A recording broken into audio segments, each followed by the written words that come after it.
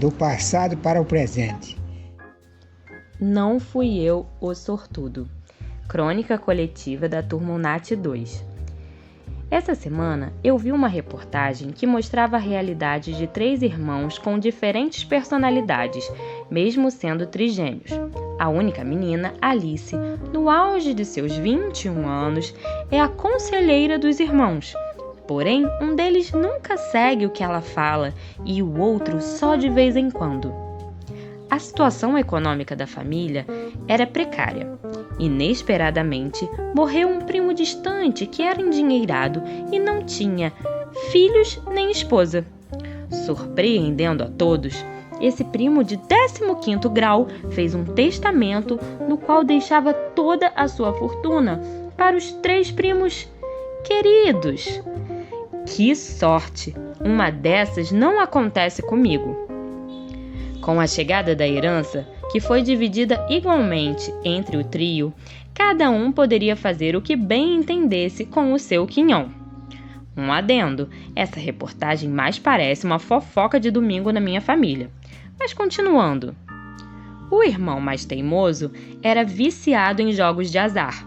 Mesmo com todos os conselhos de sua irmã Alice para ele não apostar todo o seu dinheiro em resultados de jogos de futebol, ele sempre continuava. Como todos imaginavam, esse irmão fez milhões virarem centavos, fazendo-o recorrer aos outros irmãos. Alice foi categórica ao não aceitar suas propostas de empréstimos, porque imaginava o que iria acontecer. Já o outro irmão ficou com pena dele e emprestou uma quantia limitada de dinheiro com a condição de que metade de todo o valor que o teimoso da Beth ganhasse nas apostas seria sua, dando assim um voto de confiança ao vício ou melhor, ao irmão.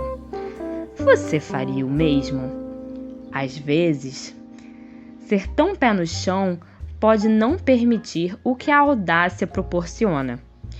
Contrariando as estatísticas, os 2 irmãos acabaram ganhando várias vezes nos jogos de azar, multiplicando assim a fortuna. É como minha avó dizia: quem não arrisca, não petisca. E os 2 irmãos, considerados mais irresponsáveis por muitos, foram os que conseguiram multiplicar melhor o dinheiro. Agora, me pergunto, até quando? Bem, mas isso pode ser inveja minha. Os 3 irmãos diferentes. Autor: Alcenir Mazelli. Na década dos anos 50, viviam numa propriedade rural 3 irmãos que pretendiam fazer roça para conseguir dinheiro, visando progresso e desenvolvimento social e pessoal. O mais velho, muito preguiçoso, fez uma colmeia contando que as abelhas trabalhassem e ele só fazia a colheita. Porém, esqueceu de cuidar e as abelhas anoiteceu, mas não amanheceu. Com isto, ele não teve nada. O do meio, menos preguiçoso, fez uma horta, porque a colheita de hortaliças se dá entre 30 e 40 dias, mas não cuidou e o resultado foi 0. Entretanto, o mais novo, corajoso e trabalhador, fez uma grande plantação de milho e cuidou adequadamente. Resposta: colheita abundante que lhe rendeu um dinheirão. Então, ele acolheu os 2 irmãos e juntos gozaram da felicidade que o dinheiro oferece. 3 irmãos. Juliana. Sempre ouvi a parábola de Jesus do patrão que entregou seus bens a seus 3 empregados. Eram moedas para que eles a multiplicassem. Hoje em dia significam talentos. Surgiu então a ideia dos 3 irmãos, Cadu, Edu e Tadeu.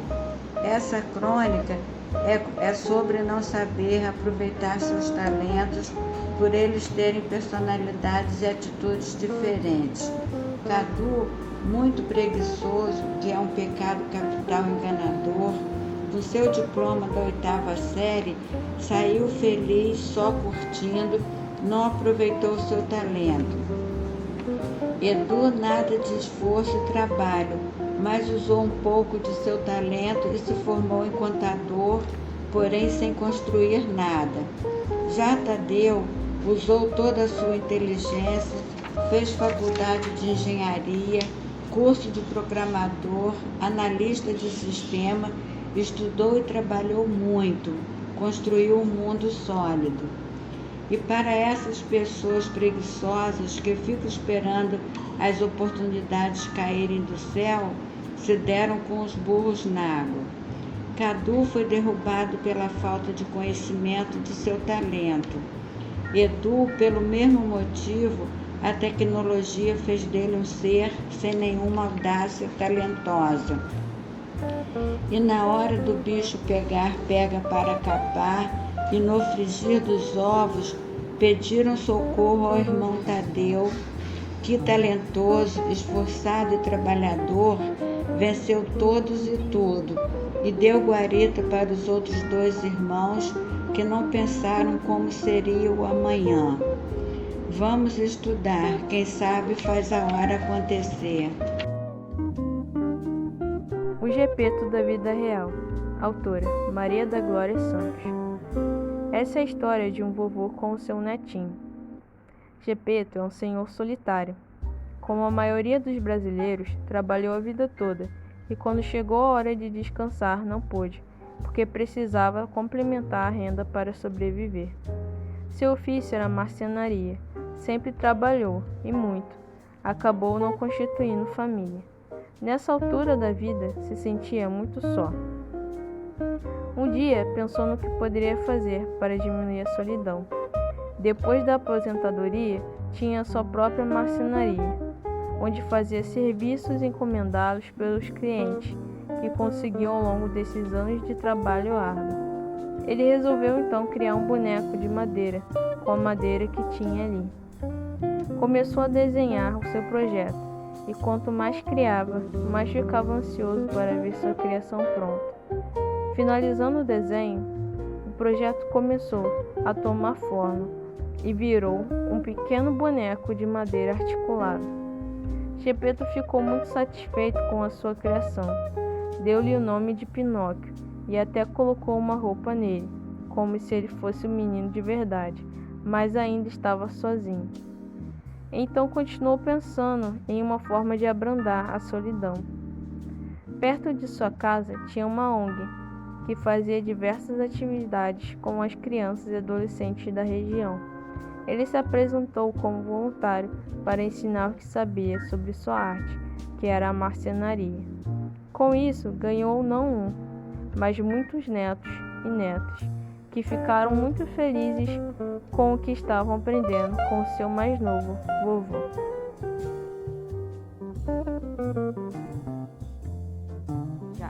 Minha vida não foi um conto de fada. Maria de Virgem de Freitas Cândido.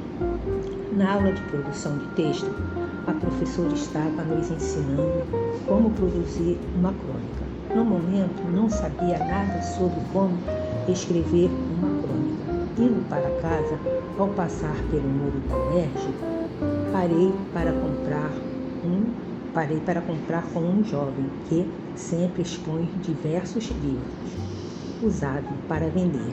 Como o trabalho que íamos fazer era de contos clássicos, muito presente em livros infantis.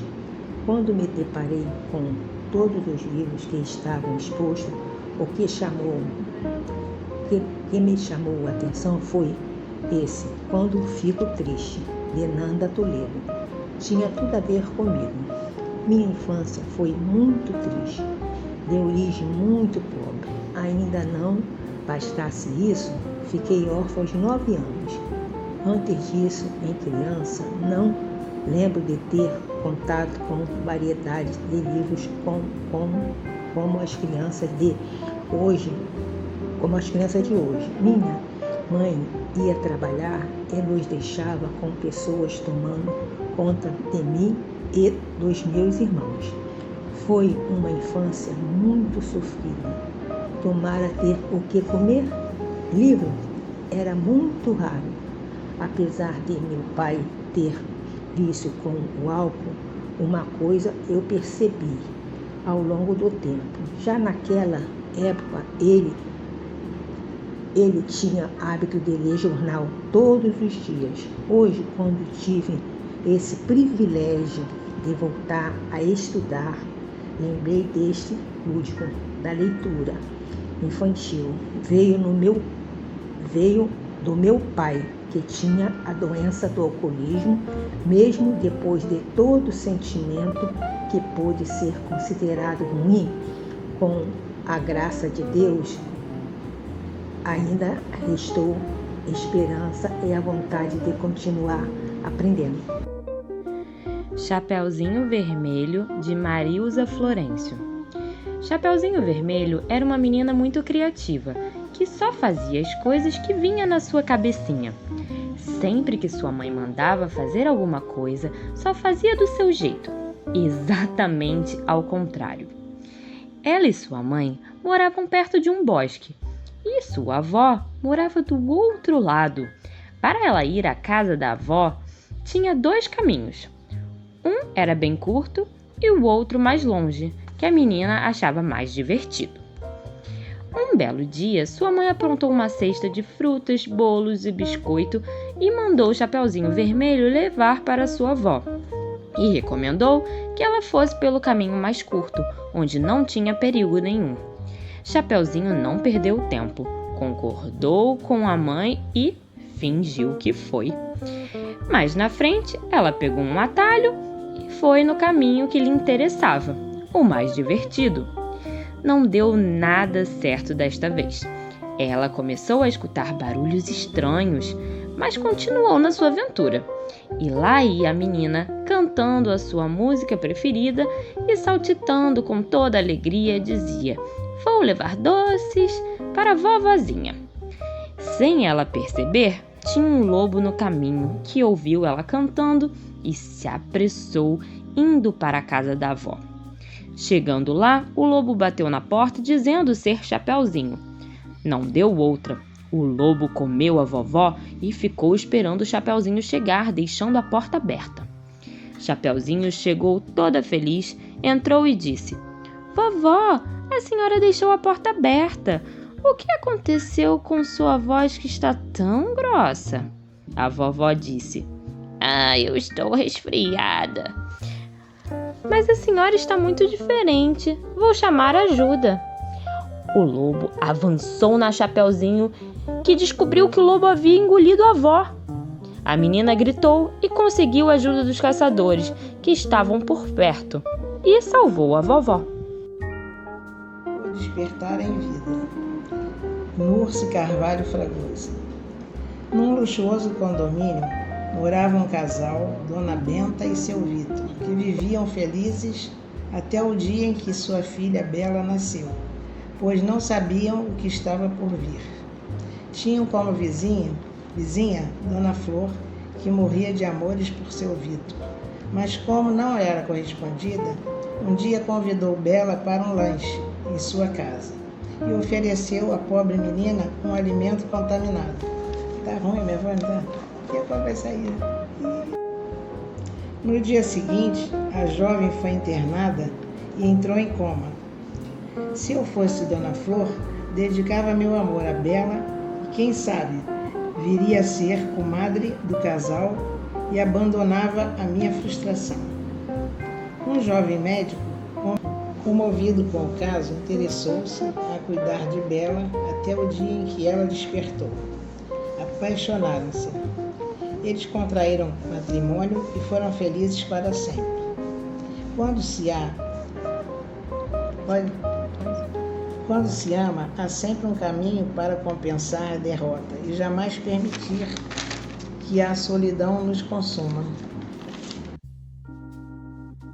A Bela Morta, Paulo Frederico Santos.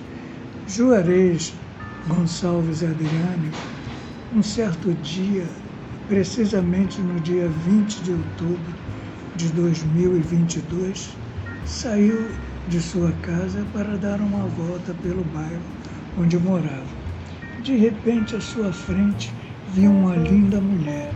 Era tão linda que não conseguia parar de olhar para ela. Estava estático, tão paralisado pela visão, que não conseguia parar de olhar para aquela mulher.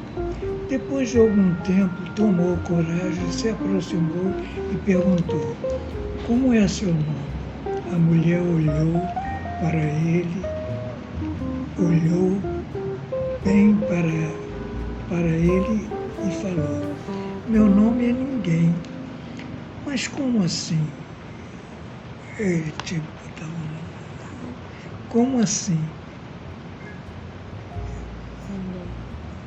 Como assim ninguém?" Ele falou. Ele estava tão impressionado com aquela mulher, mas também quem não ficaria tão bela? O homem não entendeu a razão de seu nome e de novo insistiu. "Você tem um nome?" Ela respondeu. "Eu tinha um nome quando era viva, mas morri há 5 anos atrás. Agora não tenho mais." Juarez deu um passo atrás, arregalou os olhos e insistiu. "Quando era viva? Mas como era? Devia ser um nome bem lindo."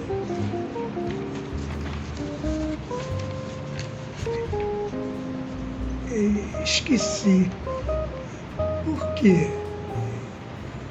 Ela respondeu repetidamente.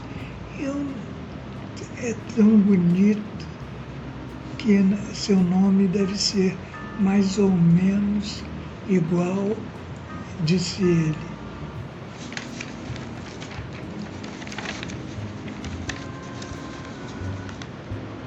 Essa história não foi descoberta por Juarez, mas era popular, um nome tão lindo, tantas.